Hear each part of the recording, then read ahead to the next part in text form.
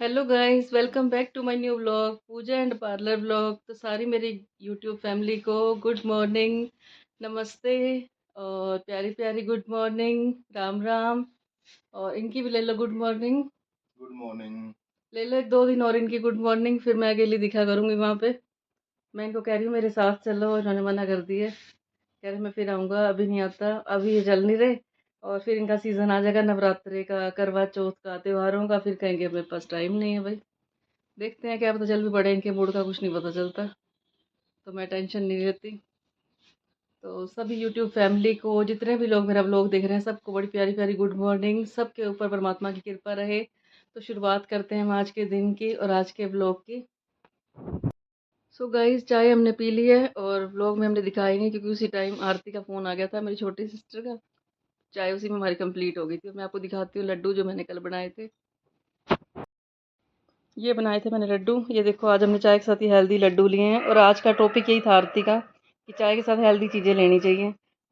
मैं कहा अगर हमारी बात ना हो रही होती तो मैं उसको दिखाती कि हमने ये लड्डू ही बनाए हुए हैं। देखो, कोई निकल के व्लॉग में देख लेगी कितने हेल्दी लड्डू बनाए हैं।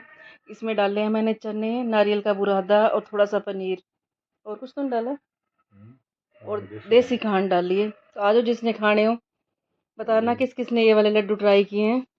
हेल्दी भी है, टेस्टी भी है। इनको बहुत हेल्दी और टेस्टी लगे, इनके लिए बना के रख जा रही हूँ मैं, ये पीछे से खाते रहेंगे।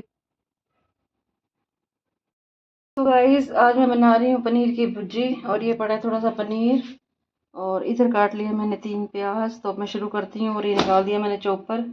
चॉपर में चॉप करूँगी मैं। और इधर देखो, मैंने कितने सारे कपड़े धो दिए हैं, ये देखो ढेर लगा पड़ा है सारे कपड़ों का। इन सबको समेटूंगी मैं। और ये जाने की तैयारी भी हुई पड़ी है, तभी से सारा सामान मिक्स कर रखा है मैंने। सो गाइस, आ जाओ, नाश्ता रेडी है। पनीर की भुर्जी, दही जमा रखी है घर पे ही मैंने, कोई रेडीमेड दही नहीं है। आ जाओ, ताज़ी ताज़ी रोटी है, खा लो। हमारे शहनशाह जी भी आ गए आज खाने के लिए।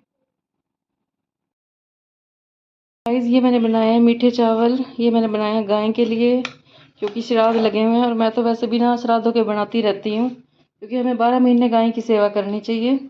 और यहाँ रेडी हो रही है चाय, आधे जिसने चाय पीनी हो। और इधर ये है चाय की वेटिंग में, तो मैं ले आ रही हूँ, आ जाओ आप भी जिसने पीनी हो। हाँ, बोलती हूँ। और मैं आपको ये कह रही थी कि हमें 12 महीने गाय की सेवा करनी चाहिए, डोगी की सेवा करनी चाहिए, और हर इंसान की सेवा करनी चाहिए। क्योंकि हमारा जन्म ही यहाँ पे सेवा करने के लिए हुआ है। हमारा जन्म यहाँ पे खाने के लिए नहीं, खिलाने के हुआ है। सबको खिलाने के लिए, चाहे वो कोई जानवर हो, जीव हो, तो सबकी हमें सेवा करनी चाहिए। कोई भी जीव प्राणी। और ये इंतज़ार ना करें कि अब अमावस्या है, अब संग्रांद है, पूर्णमासी है, तब हम करेंगे। 12 महीने सेवा करो, जितने अच्छे कर्म कर लो उतने कम है। तो ज़रूर खिलाया करो आप कौवों को भी, गाय को भी। सो गाइस, आ गई हूँ मैं अपने पार्लर में, बस स्टैंड वाले पार्लर पे। और इधर बैठी है प्रिया, वो देखो बैग देख लो उसकी। करवा चौथ की तैयारियों में लगे हैं सब। और ये हमारे शहनशाह जी पहुँच चुके हैं। और मैं आ गई हूँ अपनी हॉट सीट पे, और यहाँ चल रही है करवा चौथ की तैयारियाँ। करवा चौथ आने वाला है, तो क्या होता है, सारी चूड़ियाँ सेट करनी, कलर सेट करने, नया माल लेके आना। तो आना करवा चौथ पे, जिसने नई नई चूड़ियाँ लेनी हो, अच्छी वैरायटी के मेकअप का सामान लेना हो, चक्कर लगा सकते हो आप। गाइस, आजकल इलेक्शन चल रहे हैं और ये शोर आप लोग सुन रहे होंगे। ये यहाँ पे आ रहे हैं मंत्री जी, जिनका वेलकम करने गए थे। ये दिखाती हूँ मैं आपको एक बार का व्यू, जो कैसे स्वागत किया जाता है इनका यहाँ पे।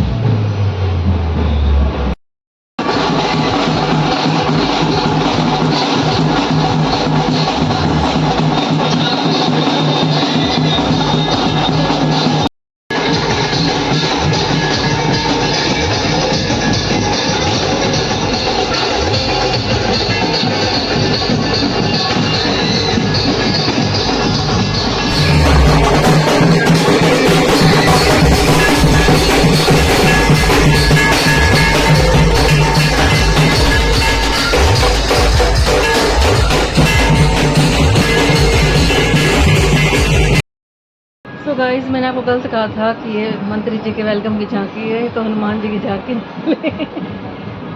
ये थी बजरंग बली की झांकी, मेरे को पता नहीं था। और अभी देखना आप, अभी दिखाऊंगी मैं आपको। ये इनका सामान रखने का प्रोसेस शुरू हो चुका है, ये देखिए। 1 घंटा लगता है सामान रखने में और 1 घंटा ही सुबह लगता है सामान बाहर निकालने में। बताना जी, सारे दुकानदार भाई ऐसे ही करते हो क्या आप, या खाली हमारे शहनशाह जी इतनी मेहनत करते हैं? ऐसे ही कोई शहनशाह नहीं बन जाता, बहुत मेहनत करनी पड़ती है। कहते हैं ना, शहनशाह तभी शहनशाह बनता है जब वो पूरा राजपाट संभालता है। तो ये भी बहुत मेहनत करते हैं। दिन की शुरुआत भी इतना सामान रखने से और रात को भी वो देखो। सो गाइस, आ गई हूँ मैं घर पे और खुशी के पापा मेरे को छोड़ते ही चले गए हैं यहाँ से। और वो गए हैं वो जो मंत्री जी का स्वागत वगैरह करना है उसकी तैयारियों में। इनका सारा दिन यही रहता है, एक एक मिनट इनका इतना कीमती होता है। कभी कहीं जाते हैं कभी कहीं। तो अब टाइम है व्लॉग के एंड करने का, और इनका तो पता नहीं है आधे घंटे में आए 1 घंटे में आए, बाहर गए पीछे तो इतना टाइम लग जाता है। तो पहले मैं आपको एक गीत सुनाऊंगी। देख तेरे इंसान की हालत क्या हो गई, भगवान कितना बदल गया इंसान, कितना बदल गया इंसान। सूरज न बदला, चांद न बदला, न बदला आसमान, कितना बदल गया इंसान।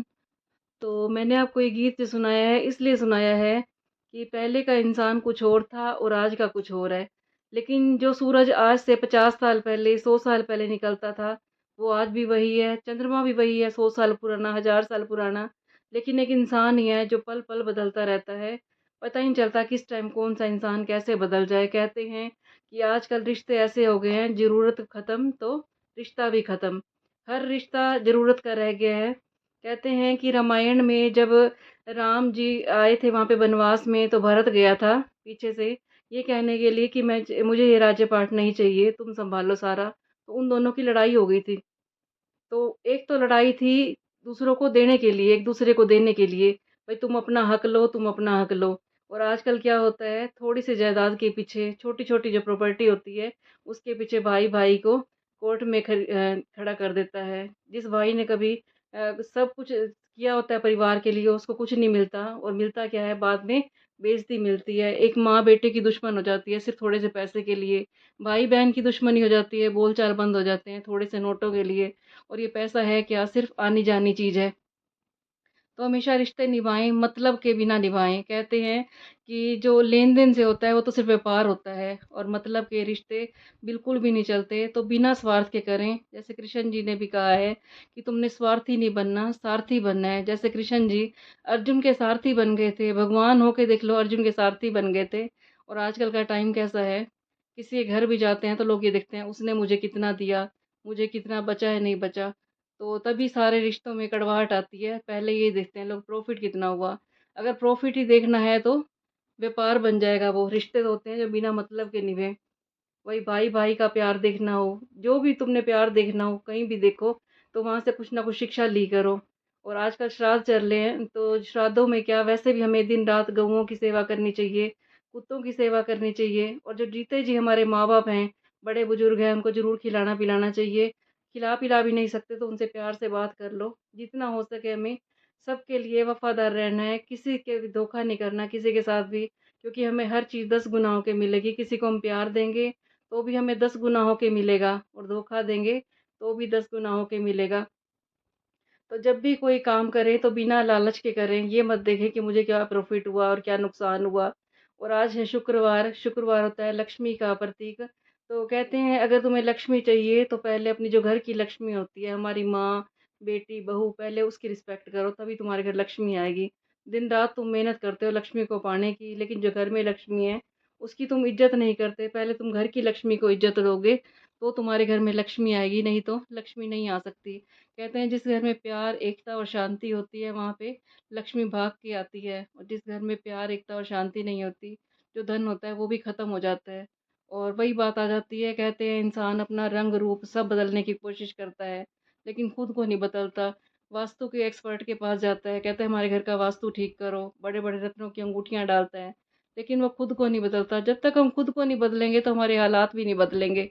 तो जितना हो सके हमें बिना स्वार्थ के रिश्ते निभाने हैं। कहते हैं सूरज आज भी वही रोशनी दे रहा है, चंद्रमा आज भी अपनी चांदनी उतनी ही दे रहा है, बारिश होती है जो आज भी वो पूरे टाइम पे आ रही है। लेकिन एक इंसान ही क्यों बदल गया?